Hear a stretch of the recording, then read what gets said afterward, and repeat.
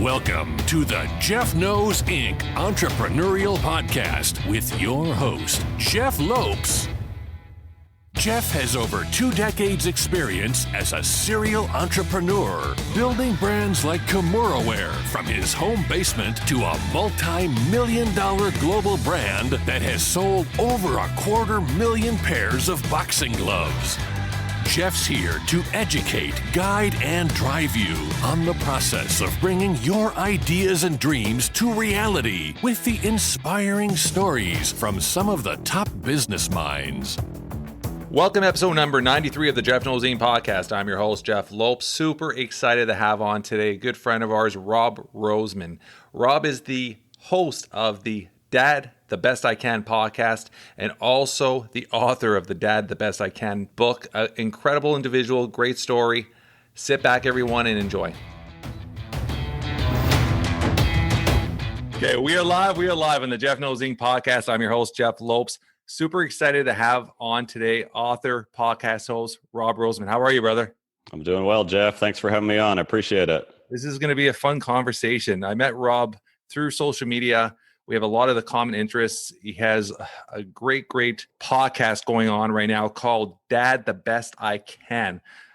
I always start off our podcast by just getting to know, allowing the audience to get to know what you're currently doing, and we just let the conversation flow and have fun with the conversation. So what are you currently up to? Well, today it's a little quiet because somehow I have 3 kids. I'm a dad to a 8-year-old boy, 6-year-old boy, 3-year-old girl, and they are somehow, by the grace of God, all at school, real school. So I'd say first and foremost, I am a dad, and I'm enjoying this little bit of quiet. I'm an entrepreneur. I run a business called kickstartreading.com with my sister, Lauren. She's a teacher, so we help teach kids how to read with short videos. So that's where I spend a lot of my time. Also hosting the podcast, which, as you know, can become a side/full-time job, and it gets pretty addicting and fun and meeting everybody. So I was lucky to get the podcast picked up by somebody I really admire, Jesse Itzler, and he started this kind of build your life resume brand, and now he's got a radio app and a whole platform, and I'm excited to be a part of that this year. So you've got other great podcasts. You've got Jesse, and I'm kind of just drafting off the Itzler fire right now and enjoying it. Yeah, he's done very well for himself. It's crazy as even, I mean, I don't want that to be top today, but he's been at this for a long time. Oh yeah. So if you actually sometimes hear some of the things or know anything about him, he's been doing this for years and years and years and years, but social media has put him out a different platform now. So now the world can see him, not just his inner circles, but he's very talented, obviously incredibly hard worker and a very humbling person. Everybody knows him, like yourself and stuff. Everybody just gleams about what a good guy he is. So, I mean, all for him. I love seeing stories like that, right? It just, they accomplish it. You appreciate that. And it makes you even strive to work harder to obviously attain that podcast. When did the whole process start? And why did you go into that dad field, I should say? Yeah, it was kind of just out of the blue, scratching my own itch. I was a Chicago trader on the floor of the Merc for about 7 years. I was, doing the hand signals, Ferris Bueller, trading places. That was in my 20s. Yeah. When I turned 30, I decided, hey, why not ditch trading? I did a great run in trading, and I got into playing poker. Went out to Las Vegas, had a pretty sweet run in the World Series of Poker, ESPN, all that. Had just broke up with a girlfriend and decided, you know what, maybe I should swap trading for poker. I moved out to Vegas, just completely, burned my ships, headed out there. I'm going to try and play poker for a year or two. That turned into 11 years in Vegas playing poker professionally, where I met my then wife, and we ended up having 3 kids and just had a really incredible run with poker and raising young kids. So your family, everybody lived in obviously Vegas through the whole process. I'm from Miami, Florida originally, but I've gone Miami, Chicago, Vegas, got married in Vegas, had 3 kids in Vegas, the typical Vegas story. But so we raised 3 kids. And then 3 years ago, my wife at the time had a great opportunity for her career in the Atlanta area. So I was kind of burning out on poker. I had a really great run, but it's kind of an unsustainable lifestyle, especially with young kids. Yeah. The nights and the swings and all that. Yeah. So I decided, you know what, screw it. Let's go with your kind of career right now. We moved to Atlanta, and I was kind of looking to, I got to reinvent myself. There's no poker in the Atlanta area. It's not Vegas. So I said, I'd been consuming a lot of the Tim Ferriss kind of entrepreneur, start your own thing. Had this idea, which came from, heck, I needed help teaching my kid how to read. My sister stepped in, helped me. I said, you're awesome at this. What if we start a business together? And so I kind of started the entrepreneurial path about 3 years ago, said, how can I network? How can I connect with other people? Obsessed with podcast listening. I mean, I wish they had these when I was in high school. I feel like I'd be way smarter and more productive, but said, why not? Heard Pat Flynn say, commit to 3 episodes, start it. So I interviewed my neighbor, my best friend, who are all dads, because I was like, you know what? I'm just swimming in it. I was like, are people going through the same thing I am? And it was really interesting to hear that everybody was kind of going through it. And as dads, we weren't talking about it. So started recording with my friends. And next thing you know, I reached out to Itzler. He was my first big, let me see if I can get this guy on, because like you said, guy is awesome, but he's got 4 kids under 10.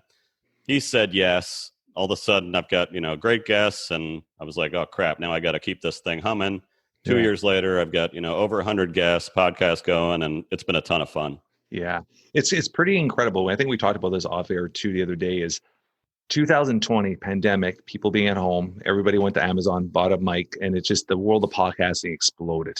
And as crazy as when I started my podcast, I was very lucky, just like you, we got in some big people right off the bat. And it just accumulated from there pretty quickly. And I used a lot of my database, my past network, to help build it. But when I did that, every single friend of mine that was entrepreneurs, all within weeks were like, Jeff, can you help me set up a podcast? And it was just constantly. And I was like, yeah, whatever, let's do it. And I ended up setting up 6 other podcasts, like just helping them set them up, giving the things, telling them what website, just giving the basics. Yeah. Out of the 6, 5 officially are done after a few months. And then one's he's doing quite good with it right now. My buddy, Jason Dels, but the other 5 have all locked the doors, because it is a lot of time. With very little reward at the end, unless you have something specific you want to do. Like we talked about this when I went in. I had 2 purposes: 1, brand myself; 2, network. So I'm devoted to that, and I'm building my purpose from there, right? I mean, actually getting something out of it. But a lot of people think they're going to turn around and make money, or they're going to get hundreds and thousands of downloads right off the bat. It's not like that, is it? Oh, absolutely not. I mean, you see Joe Rogan, you're like, I can do this, and very difficult. I've picked up a couple sponsors, which has been actually I think it's a great practice ground for talking to people, for reaching out, all these things that are harder to do over email. And you can get somebody on a podcast, and especially for the kind of topic I'm talking about, and you are too, when you talk about them being a dad. I've got a CEO of a 7-figure company that's talking about his teenage daughter, won't talk to him. He loves to be able to express this side of himself. Yeah, makes him more relatable. All of a sudden I want to look into him, his company, and you're giving somebody this little almost digital legacy that lasts forever. And it can be look, when I was 44 years old and I had 3 young kids, losing my mind a little bit, this is what I sounded like. And I think that's the coolest thing for maybe their kids in 20 years to look back when they're having kids, and they can be like, all right, this is what my dad looked like when I had kids. All right, good to know. Yeah, it's funny that you're saying that, because that's something I'm very passionate about, is printing photos still. And this is something I preach to everybody I talk to. I'm like, print photos. And a lot of people are like, oh, I got them on my phone. I got them on the cloud.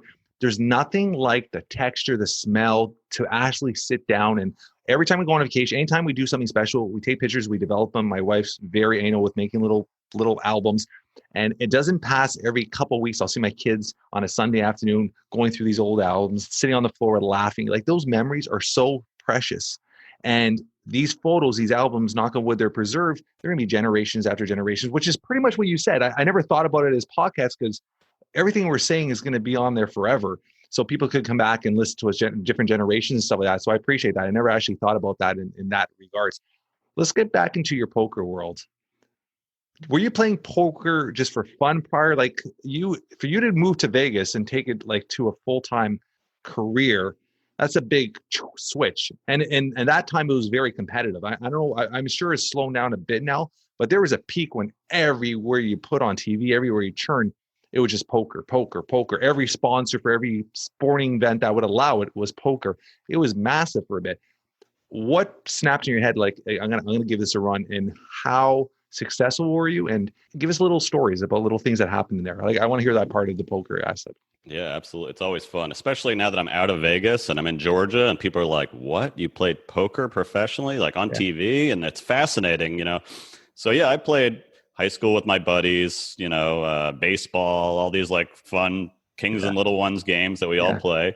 I got into trading, which is, you know, there is a lot of similarity. The irony is trading is a lot more of a gambling kind of volatile lifestyle than poker in a lot of ways. A lot of people 100%. Are like, you're giving up trading to go play poker? That's crazy. I'm like, well, actually this trading, when I can touch a button and buy or sell like $1 million, that's absolutely terrifying. But I had played online a little. I used to, in Chicago, I'd go to the boats, which were, you know, these kind of degen spots in Gary, Indiana. And I was okay at it. But again, like a lot of things, like you're saying, these were the really the glory days. This was the Chris Moneymaker time. And nobody was really that great in a lot of ways because there wasn't as much, even the internet was relatively new. So like your edge is, you know, I'm probably a much better player today than I've ever been. But the difference is the skill gap was a lot wider then. So I would qualify for the World Series of Poker on like Party Poker, which was huge in the early 2000s. I'd go out to Vegas sometimes, play a little bit, and, you know, it's a little scary. But in 2006, I went out for the main event. I had qualified on Party Poker and just had this like 8-day run where I ended up 23rd out of 8,800 people.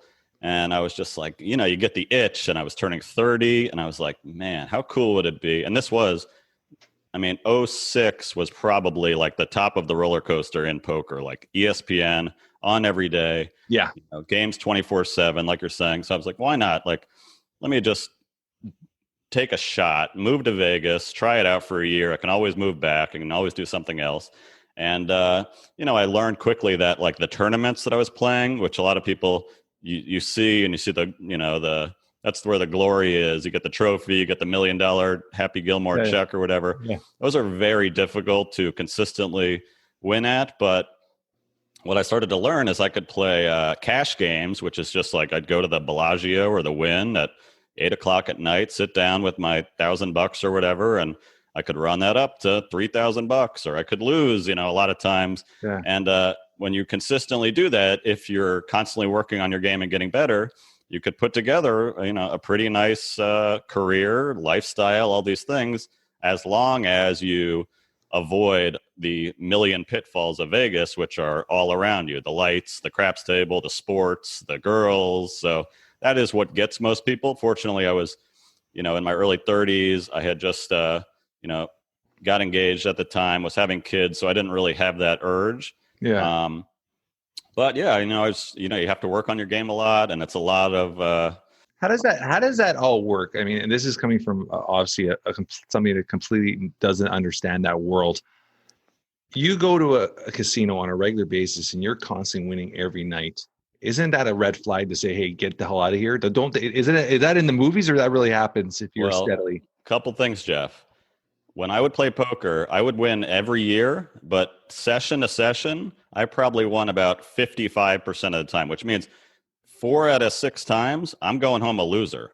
And it's just like over time, you know, hopefully you lost 500, but you made 1,000. So overall, your graph would go up, but it was plenty of pitfalls.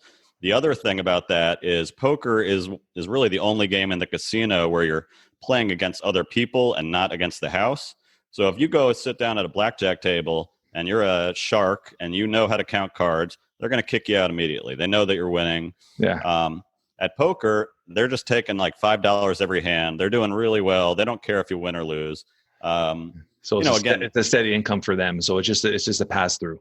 Well, and actually poker for casinos, they're getting you in. They want you in there because they know you're going to walk outside and go bet on the Super Bowl. They're going to know you're going to go play blackjack. So it's almost just like a loss leader for them to get you in the door. And then you've got a lot of, my best days where I'm playing with guys way smarter and richer than me that are coming there to have a good time. They want to butt heads. They want to play Phil Ivey for $10,000 in a game, and I can sit at the other side of the table and pick off a couple here and there. But and the other interesting thing is you see a lot of young kind of like shark type players, the big headphones, the sunglasses, and it's actually the wrong way, I think, to go about it, because in poker, your customer is your opponent in a lot of ways. So the best players I ever played with, you would not even know necessarily if they're good or not. They could be drinking, they could be losing money, because it's their job to A, make you have a good time, entertain you, and B, to kind of like undersell themselves. I think it's a mistake, and I see this a lot in business and everything. The people that talk the most, that tell you about their cars. I mean, I'd sit at a table and listen to a guy tell me how many houses he has. Like, I know that guy was full of crap or not somebody I had to worry about. It's the guy that's quietly sitting there having a good conversation and winning. Yeah. In my mind, I'm like, that's the guy I should keep my eye on. That's a dangerous one. So it's an interesting thing. Like the confident humility, I think, is a great skill to have, and it's in a highly intense competitive world like that, it's kind of rare. But I think the best players I saw, you wouldn't necessarily. I mean, they show up every day and they win the money. The dealers would probably know. And that would be a thing. I'd be like, hey, Rob, how's it going? I'd be like, shh, you don't need to tell Jeff Bezos over there that I'm here every day, right? So, Jeff Bezos. So, when you were at this, did you ever? And this is I'm throwing this out of left field here. Did you ever feel addicted to it? Addicted to that high, addicted to the win? Did you always hear that? Right? And I'm going to ask you why, because my dad was blue collar, worked at Forward Motors, factory job, 2 weeks day, 2 weeks night, did extremely well for himself financially because of that. This is going on 35 years ago, being paid like 30 something bucks an hour. But there were guys there, they were single, and they would get their check, they would cash their check in, and they would go play cards. And some of them they would go home with no check. And it was this constant, always, they would win once, and it's constant chase for that excitement again. Yeah. Did you ever feel that? Or were you able to control yourself? Well, it's weird. You do feel that rush. I mean, this is all like chemicals. That's dopamine. That's 100%. Yeah. When the cards are coming out, let's say you're holding 2 10s and the dealer's about to turn the cards over and you see a 10, that feeling is like, there's nothing like it in the world. Now I've got 3 of a kind. I'm thinking about the Mirage in Vegas, rounders, that kind of thing. So, I mean, it's weird because was I addicted? I don't think so, but it was also my job, and my job was to make money. Had I been losing every day and kept playing, then it would be maybe considered addictive. When I was trading, which was even a much higher stress, more volatile lifestyle, it's weird. Are you addicted to something if you're overall winning and doing well with it?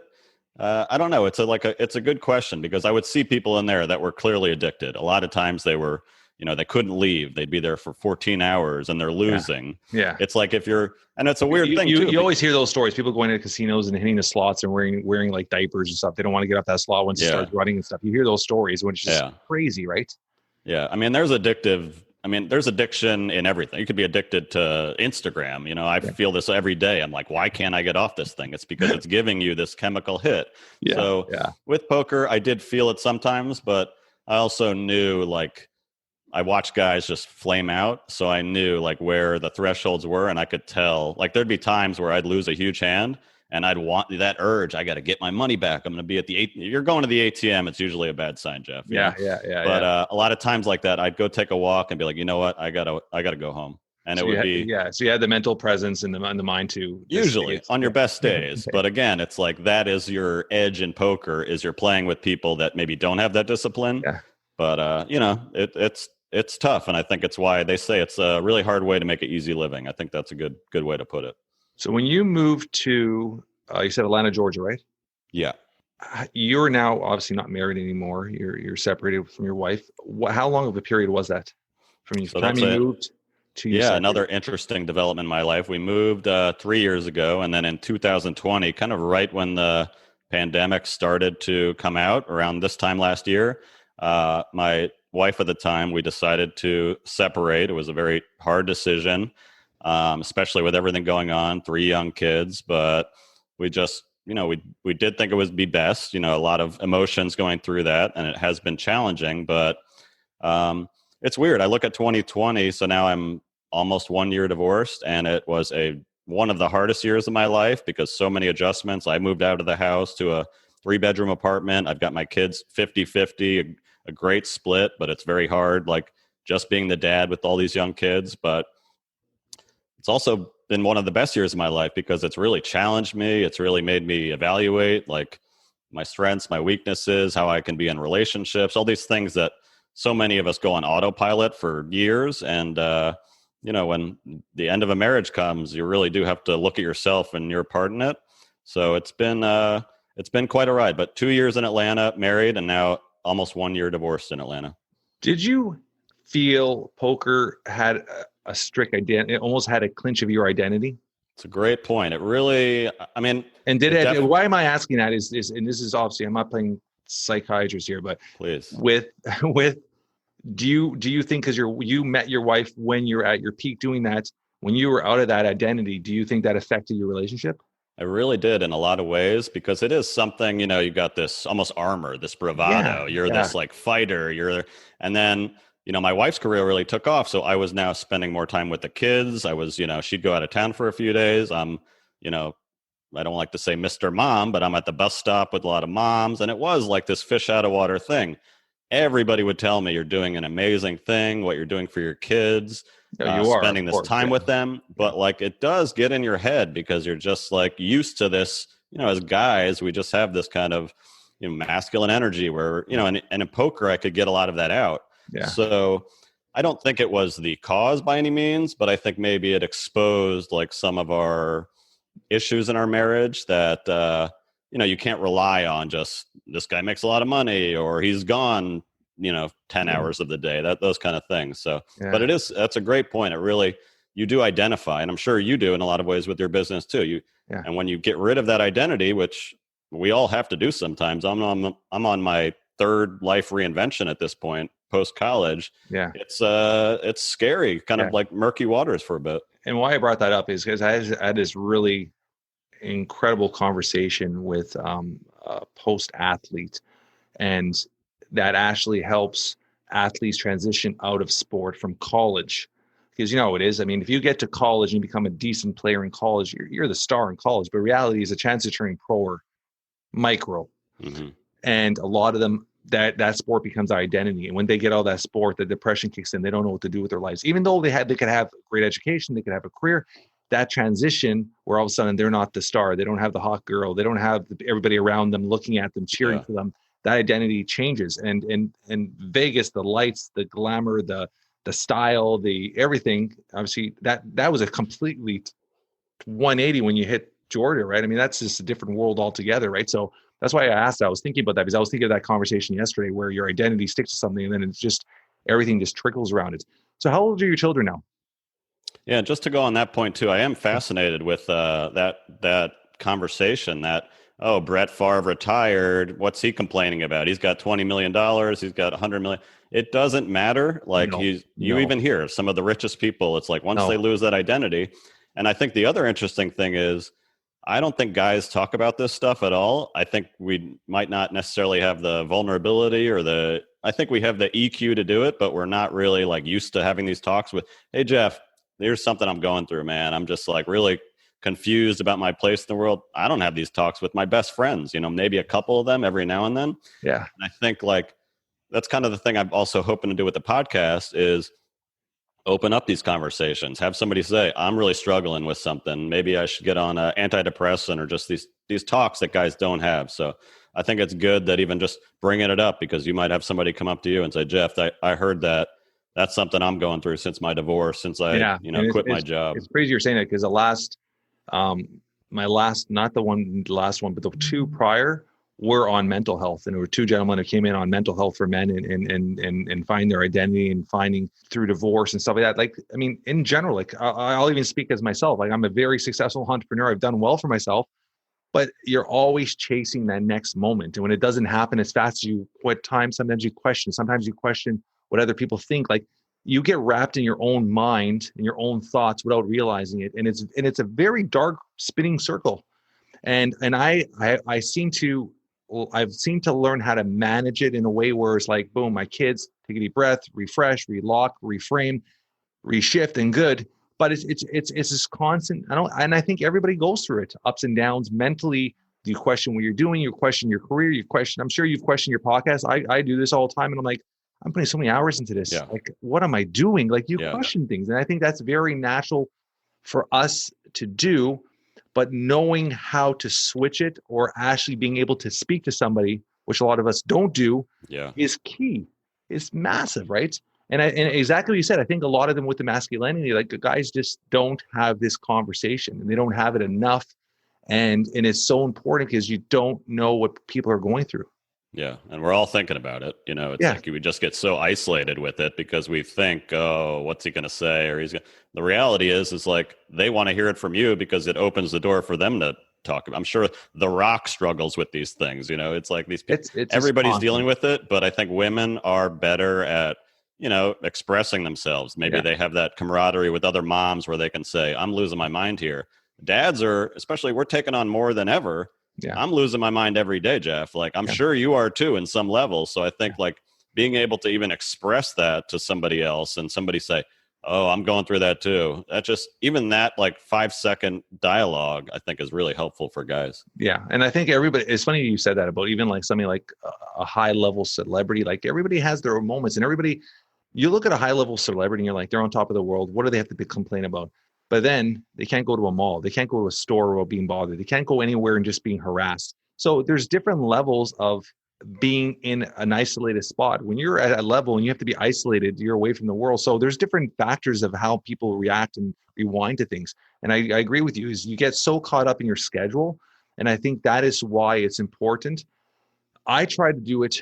I do a few things, and I want to hear what you do. But when it comes to my kids, every 8 weeks, I pick one of them and I'll actually spend a day with them. And that's almost my time. We just spend the whole day together. I'll take my daughter and like, you're out of school today and we're going to go do your nails, have lunch, just build memories, but just get away from it. And it's like me talking to her is just almost like it's my therapy. And the same with my son. And then something I do too is I actually block out, I want to call it relaxing time. I call it like the almost zone out time. When I zone out time is I'll actually block out and I'll watch a rerun like Rocky IV. I've watched it over 30 times. I'll watch it because you don't have to think about what is happening in the movie. I'll have a meal. I'll just watch the movie. Your mind's just going. And that's my okay, F the world, turn off my phone. And for 2 hours, hour and a half, I'm just going to refresh and just watch something, enjoy something I like. And I try to actually block those in on a regular basis because I'm up at 4:30 every morning. I'm go all day. I run 2 companies. I got the podcast. I'm running the father thing. I just got my book today, which is out next week. Like there's always something happening, right? Like next week, our kids are officially back to school. So daddy's got to drive them to school now. Like my wife is at work early, so I'm the responsible one, has to drive them. Like you're always taking on more and more and more. So you need to have those blocks, those moments where you just like, okay, just everything slow down for a sec. What do you do to have those moments just to slow down and just let me reset? Yeah, I mean, I'm always, you never think you're doing it, but I've really had to get intentional about it. The big thing for me that I'm doing, especially when I have the kids, which is they're getting up at 6 a.m. They're not going to bed till 9, especially on a weekend. It's just me. It is like running a marathon, and I've never run a marathon, but biggest tip maybe that's what you have to start training for. Maybe I'll just go run a marathon and be like, you guys figure it out. I'll see you in 4 hours. My number one tip that I give people, so you always hear about meditation and you should meditate. And it's like even I've done the eye roll thing, or I can't do it. My mind doesn't stop. I've tried it. I've tried every app. I've tried Headspace, Calm. They're all definitely helpful. I paid for the Transcendental Meditation course, like $1,100. Actually, my ex got it for both of us as gifts a few years ago. And even that, I was like, rolling my eyes. I'm like, what did I just pay for? This is ridiculous. But, you hear all these celebrities, everybody does it. That said, I think paying the money, and I think you find this in a lot of things, does kind of give you some skin in the game, makes you accountable. Look, I paid for it. So my number one thing, I did it before this podcast, I'll probably do it again once today, is so in TM, they call it, it's pretty much 20 minutes. You sit there and you don't, your mind races, you do whatever. You do have a mantra that you sit through. But a lot of that I think is challenging for people. And even people probably listening are like, whatever, I'm zoning out. the number one thing, the only way I even get through the day today is I take that 20 minutes, I go into my closet because my space is a little more limited and I need to hide from the kids a little bit. The lights are off. I set my phone timer for 20 minutes because that's another thing I figured out is if you try and do it for 5 minutes, your head's going to race. You're going to be done. Like, what was the point of that? So 20 minutes, I put on some white noise, just complete. The big thing for me too is being off my phone, because I'm sure we've all looked at that screen time thing on our phone, and God, it's like it's crazy. It's mortifying when I look at it. It could be like 8 hours. I'm like, good Lord. Yeah. So in reality, when I say I don't have time for it, it's BS, you know? Yeah. So 20 minutes off my phone, I'll sit in my closet, set the timer. My head will just race. What am I going to have for dinner? This is annoying me. The kids are doing this. But I sit there and I know I cannot get up for 20 minutes. And 20 minutes seems like a lot. It is. But we waste 20 minutes quite easily. Yeah. Now, about 15 minutes into that 20 minutes, my mind does start to finally just get exhausted and calm down. 80% of the time, I'll pass out like almost like a mini nap for minutes 15 to 20. That alarm will then beep, beep, beep. And I don't even know if you're supposed to use an alarm, but I don't want to sleep the day away. That when I get up from that 20 minutes, and I make myself do this every day. I actually have a running bet with a friend where we have to check in every day. I send a check that we did it, or else you lose money. That's another thing I use, these accountability bets. Without fail, after that 20 minutes every day, I feel like, you know, when you plug your iPhone battery in and all of a sudden it's full again, like I feel like I'm at 80%, or a lot of times I'm on fumes by 3 p.m. So I'll pencil that in every day for usually, a lot of people do it first thing in the morning. I don't think that's as helpful for me, but like when you feel like you're going to crash, which I think most people do at like 1, 2, 3 p.m., I say, I got to put everything down, just go in there. And it's incredible how helpful it is that all of a sudden you're getting through till 9 o'clock. So I know it sounds like everybody says meditate, and I think it turns a lot of people off. And I don't even call what I'm doing meditating. I just call it rest or a nap or daddy's going in the closet. You know, it's like, but number one thing I could advise for people, and the biggest benefit I think, is get off your phone, because that phone, it feels relaxing, but you're still reacting. You're envious. You're annoyed. I got to do this. So it's like you need to find 20 minutes a day, which isn't that much in the scheme of things, to just shut it all off. And for me, I need the boundaries of my closet or my car, dark, quiet, phone off with the alarm. And it's like, literally is like without that, I don't really know where I'd be right now, because I think I would just, you know, when you get to the end of a long day and you're just burnt out, I think that is what crushes people. So you need to find time every day to be like, this is my time and I got to recharge the battery. Yeah. It's funny you're saying that, because I did try in the past the whole meditation. I tried all that. I couldn't ever get to it. I did the apps. I couldn't get to it. And about a year and a half ago, I said, I'm going to try something different. And I've adapted and I use it on it. I only do it Monday to Friday. I don't do it on weekends, because I changed my routine on weekends. So I'm huge into fasting. I do intermittent fasting. So last meal of the day is around 8:30. I don't eat nothing till around 12:30, 1 o'clock the next day. So when I wake up, I'm up at 4:30, and it's not because I want to be up at 4:30.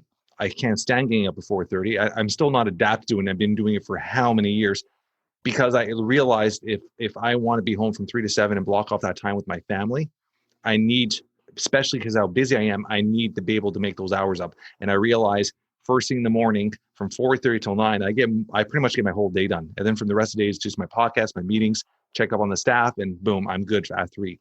So I sacrifice myself in the morning to do that. But one thing I've implied into my morning routine is I don't call it meditation. I call it breathing, whatever you want to do, quality time. Everybody's still asleep. And same thing, my head's racing. I don't sit there and like my head's clear. That shit doesn't work with me either. Yeah. I literally force myself to think of everything that happened the day before, everything that bothered me, everything that happened good. I think of it. I let it sink in. And then I think of everything I have to do on my day and make sure I'm ready for everything. I'm planning everything in my head. Okay, I got 2 podcasts. Let's get this down. I'm going to edit these. I started thinking about the day, and then I just let myself chill and take it. I'm there about 15 minutes, sometimes 10, sometimes 20. And then I get up and I'm good. And this is before I touch my phone either. And I do that. Yeah, And it's that's and your fun. head's working. It's not like I'm like, oh, meditating and closing Right. my eyes and pinching none of that shit. It's literally just what happened the day before, what pissed me off, why did it piss me off? What could I do today? And just almost like you're setting everything up. You're organizing everything in your head. And okay, now everything's organized. I'm ready to go. And then from there, I actually grab pen and paper and I write my do list for the day. Yeah. And then I write up everything. Is very good too. And then I open my email and I look at, because the night before we go to bed, from 3 o'clock on, I email myself. If I think of anything, I email myself. And then when I wake up in the morning after I do that, I open my email, check, and I'll handwrite into my list. And my do list is everywhere I go. Like I have do lists everywhere I go. I just write all day, and that's how I do it. So I like that you said that, because it's a lot of people try the whole meditation thing and it doesn't work. And you have to simplify it. Just simplify it and figure out what works for you. And obviously that works for you, so I appreciate that. Yeah, I think the name is a turnoff for a lot of people, or they try, or here, we try anything for 3 days that didn't work. What does work even mean? What kind of metric are you setting that it worked? Yeah. There is nothing that you'll know except your brain needs a rest. And I think the other thing is the writing down is another tip that I use, because those negative thoughts, they just ping around in your head. But if I write down, this asshole said this, and I can't believe this, when you put it on paper, somehow it's like lets the poison out. So you journal. Do you journal at night or in the morning? I try to do once a day, and my journal is like literally chicken scratch, but it is the process of writing it down. And it's a lot of it, like, it's almost literally like, I hope nobody ever looks at it. I don't want it to be like this. Here's what even the things like I'm grateful for. To me, sometimes I roll my eyes at that. I get more value out of, this thing is just really bothering me. If I get it on paper, I don't even ever look at it. It gets thrown in the trash. But like that process somehow is like a cleansing thing. Whereas if you don't, just always, why did Jeff say this? What was he thinking about that? Whereas if I write, Jeff didn't call me back yesterday, I'm kind of over it. Like I somehow have like, released it versus circling in your head. So all these little like mini, I don't know if they're hacks or whatever, I'm just trying to do. Yeah. And I love how you're saying that, because there's a lot of honesty there, where little things, how as humans, we allow little things to accumulate in our minds. Like all of a sudden a friend didn't reach back to you, or you did something for somebody and they didn't react back, or those little things is learning how to master how to just, whether you have to write them down, whatever, just get them out of your head. Because those are the things that cause the most stress. For sure. And they just add up and add up and add up and add up. So being a dad 50% of the time, which is amazing. I mean, you always hear stories when divorce and obviously the separation and the time between the kids is a struggle. So you have 50% of the time is incredible. So congrats on that. Your children are how old right now? 8, 6, and 3. 3rd grade, 1st grade, and preschool. That's young, man. Thank you. Seriously, even when I hear that, I'm like, I walk around half my day being like, is anybody seeing this? And I think that's a lot of work.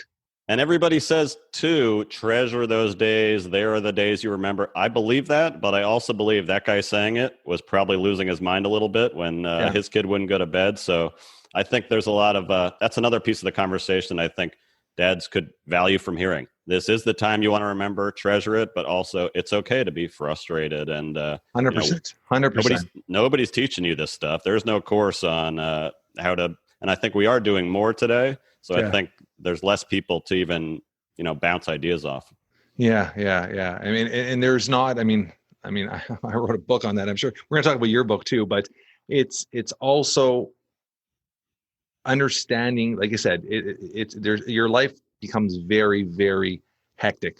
And so yours is obviously at a different level when you have all 3 kids in the house that young. And if you had one that's a little older, like my daughter now is 14, my son's 12, they're very independent. On Saturday morning, they'll come down, they're making their own breakfast. Like I taught them independence. I actually did a post about that.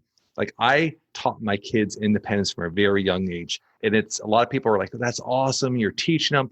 I did it because they could come home and make their own beds. They could make their own breakfast. Right. They could come home, they unlock themselves. Like they know how to take care. They know what, if they come down, they feed the dog. Like they know how to deal with stuff.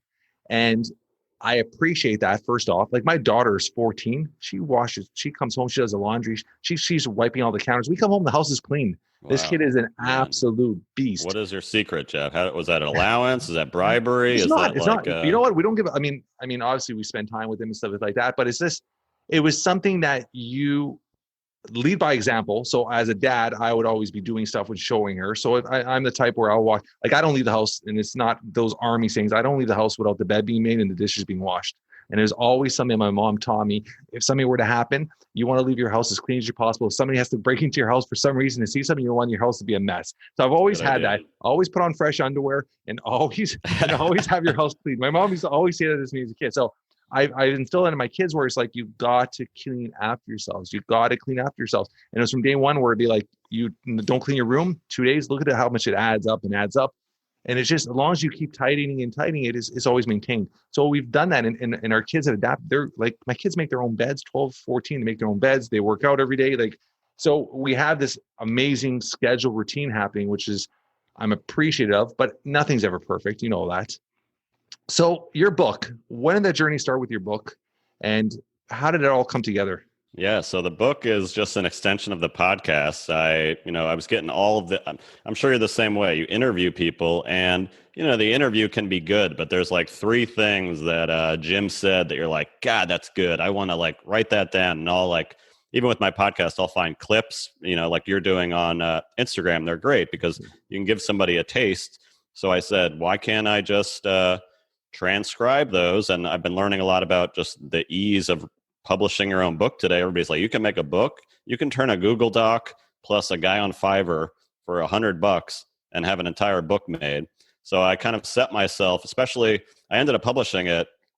Other tip on that is find an accountability partner and put a deadline on it. So I had a guy that said, if this book isn't done, published, I don't care if it's garbage, if it's not published by August 1st, then we make bets with each other, like punishment bets. And his was, he had to walk around with like a MAGA hat on. If he didn't do his thing, I had to walk, these kind of disincentives, I think, are more powerful than I'll give you $20 if you do this. But I got it done. I really took a lot of the best clips. I actually have it here where I would take a dad tip from each interview, and I'd kind of say, okay, this is David Cancel, CEO at Drift. He talks about his morning routine. He said, I'm too busy to do mornings and nights. I choose mornings, and he kind of gives a little breakdown about it. It's like a very skimmable book where you can just open up. So it's a tip from 52 dads that I interviewed on the podcast.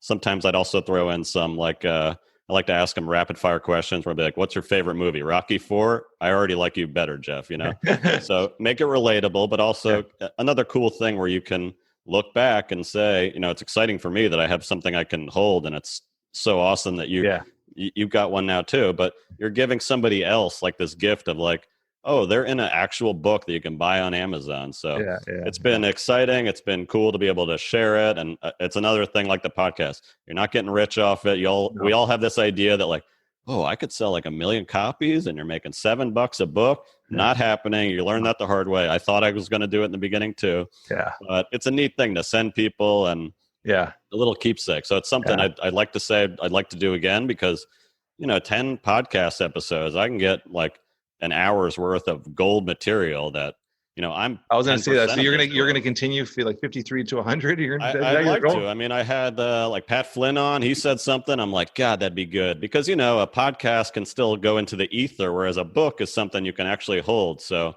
physical. I love that. Yeah. So kind of just like keeping ideas, and also for myself. I wrote this book, 3 months into being divorced. So now I can look back and see where was my head at. And it's just a nice little snapshot of your life, and try to keep it fun, easy to read. So books on Amazon, any dad that just wants a easy, quick read, you'll definitely learn a few things. You'll laugh at me and my scrambling around. It's good stuff. Yeah, that's very cool. Yeah, and I like how you said especially with your podcast, this would be something you could essentially be coming out with a new book every year, or even every 6 months if you really want to. Yeah, which is pretty cool because you're constantly getting lessons, constantly hearing different mindsets, and it is. So when you reached out to these individuals, did you have any individuals say, "Hey, no, don't put me in the book"? Zero. Maybe one was hesitant, and actually, his quote wasn't like I didn't mind it, but everybody, yes, instantly, like within 5 minutes. I think it's a cool thing, right? Yeah, like you're giving. That's the thing with the podcast and what you're doing is 90% of what you're doing benefits the other person more than you. Hey, Jeff, can I put your name in a book and give you a link? And it's cool for me because what you said was something memorable. You even on our call talked about your kid working out. I'm like, if I can get that down to a 5-sentence thing that might help somebody else, that's awesome for me. Yeah. And reaching out to people, make it about them, just offer value, and it comes back to you too, because they'll forever associate something good with you because, oh, I was on his podcast, he made a YouTube clip out of me, he shared me on social media, he put me in a book. Sure, I'll have lunch with that guy. Yeah. You're building strong relationships. So I think it's so important, the whole networking. I mean, that's like we talked about, that's a huge part of why I started this whole podcast. I mean, to build relationships with people like you and network, and you never know where they go. And you build these strong relationships with people that is like, all of a sudden, like I've people from the podcast, I've had 2 of them turn around and be like, hey, you're from Toronto, Canada. Like, I want to take my business into Canada. Like, you want to be my partner? I'm like, oh, let's hold on. Let's go through this. Yeah. But you'll see how much like weird opportunities, like you with Jesse, like there's opportunities come from nowhere. And it's all just that relationship building, that networking. Don't go into something never expecting it, and just be open-minded, and things happen, right? You connect with people, which is so important, right? And here's the fun part. You have no idea. It always feels like, what the hell am I doing this for? You never know what those things are going to be. And that is, I think, why most people give up and quit, because you're like, I didn't see any results. Or the social media is something I think about a lot because it's this feedback loop that's vicious, and you got 4 likes on your thing and you're like, why am I even doing this? You really have to. And it's so hard, like disconnect yourself. And I have to tell myself this today when I put up a post, from the results, the feedback, like what are you really trying to do? You're trying to create valuable content for people. If you help one person out, if one person writes you and says, dude, that was really funny, that to me makes my day, versus it would be nice if 10,000 people liked it, but I don't even know, that's in my head anyways. Did we talk about a guest I had on that had this conversation with Evan Carmichael? No, I'll have to check it out. Yeah, I'm going to give you 2. We're going to go on for a couple more minutes. I just want to give you a quick little 2-second story, and it's exactly what you said. Evan Carmichael, YouTube, 3 million followers. He's the YouTube king. He was on my podcast, and we had a pretty really good conversation. And he actually said something, and I was thinking about something he said when he first started. He was getting maybe 10 views to YouTube video. This is years ago. He's been doing that YouTube thing for like 10 years. Mm-hmm. And when he started, he would get like 10 views, 5 views, like nobody would pay attention. A few years ago, he was doing a IG live, or maybe a year ago to IG live, and somebody requested to come on and to talk to him. So he allowed them in. And this lady came on. She goes, I just want to say something to you. She goes, you have no idea who I am. She was about 8 or 9 years ago. She goes, I had just found out I had cancer. I was going through a really rough divorce, and I wanted to end my life. And I saw your little video, and she goes, I replayed your video over 10, 15 times. And that video altered the way I thought and changed everything. Now I'm self-employed. I'm remarried. Like, she's told all these things. And he was just like, he didn't know how to react. It was almost like it was like a paid commercial or something. You could tell it was legit. And the whole idea is you never know who you're helping or who you're reacting. Like I was talking about father and health and mental. That one conversation could change one person. If you've done that for one person, who gives a shit about 10,000 likes? That one person it has so much more meaning than everything else we're looking for, right? So I love what you said, that even if just that one person is if we could touch and alter, everything we do is worth it, right? Yes, but Jeff, hard to do, easy to tell people, hard 100%, to do. When 100%. You put all that time into social media and the thing goes nowhere, that feeling is like, makes you, what the hell am I doing this for? But I'm 1,000% on your side. You have to remind yourself that one person, and you don't even necessarily ever hear from that woman. But when you hear those stories, it just gives you a glimpse in a reality to it, right? But it gives you the fuel to keep going for a week. When this guy said, "Oh, that was really cool. I heard you talking to that guy about." I'm like, "Oh, that made me feel good." But sometimes you won't even hear that, so you almost have to like assume that what you're doing, if you know you're putting out valuable content that's helpful for you and might be helpful for somebody else. Yeah. And I'm telling this to myself right now as I've got, a bunch of content queued up, ready to go. Yeah. And I just need to, you just got to ship it, put it out there. And Jesse's a big person of, you get something done, move on to the next. You don't sit in it. Yeah. You don't pour in it. I know. This has been, we could have went on probably for another hour. I'm excited to be on your podcast, and I'm sure you're going to be back on mine again. And hopefully you'll get pen and paper and start writing your second book. That was your inspiration for today. Add more to your list. You're gonna make it in there. Well, it's that deadline, and now I can get some good guests ready. So I'm gonna start a bid. I'm gonna have a bid with you soon. Like, hey, when are you gonna get your next book going? Let's go. Actually, I should be careful, but I probably could get something done by 2021. I think we also need, this is another Itzler thing. Put something big on your calendar every year. That seems ridiculous. Yeah. And I haven't even done mine yet. I'm still getting 2021. I'm still warming up, but it's probably a good idea to say by Christmas of this year, I better have X done. And that's the only thing that's going to make me do it. Yeah, I said deadlines too, but everything I do, I said deadlines. I like that because I like holding myself accountable. And what I do is I set that deadline. I tell as many people as I can I'm going to do it. My wife, when we're running late, but when we first got married, I would tell my wife, like we'd have a barbecue with friends over, and I'm like, I'm going to start this. And my wife was like, don't be bragging. And I'm like, no, I'm not bragging. I'm telling people I'm going to do it because now I'm going to have no bloody choice. I'm going to have myself accountable because they're going to call me a fraud if I don't do it. I always tell people when I'm going to do something. So I hold myself accountable. Like when I started in March, I said, I'm going to run a podcast. I'm going to write a book by the end of the year. I'm going to go back to school. I took my NLP. I took my life. I told people, and this is during dinner, I'm like, I'm going to do A, B, and C. My wife's looking at me like, are you fucking kidding me? You're saying this all. And I don't know if she was more worried of how much time I was going to put into it, or like if in her head, she thinks I'm bragging. And I'm like, I'm not bragging. I'm just telling you because I want to hold myself accountable. So it forces me to do it. Now I'm like, okay, we got 3 months left. I really got to get this done. And I always hold myself accountable in my head because I tell everybody else I'm going to do it. Yeah, no, that's the key part is you do have to, I've heard Derek Sivers, he goes the other way. He says, I don't tell anybody because he thinks you get like a hit of like, I'm going to write a book. He's like, and then you don't end up doing it. Yeah. So you do have to like, if you're going to tell people, make it like, shame me if I don't, right? Like if I'm just talking shit all the time, you got to be like, hey, Jeff, another thing you didn't do. So it's key to really follow through with that. One last question before we go. Few words. How would you want to be remembered by your loved ones if something were to happen to you today?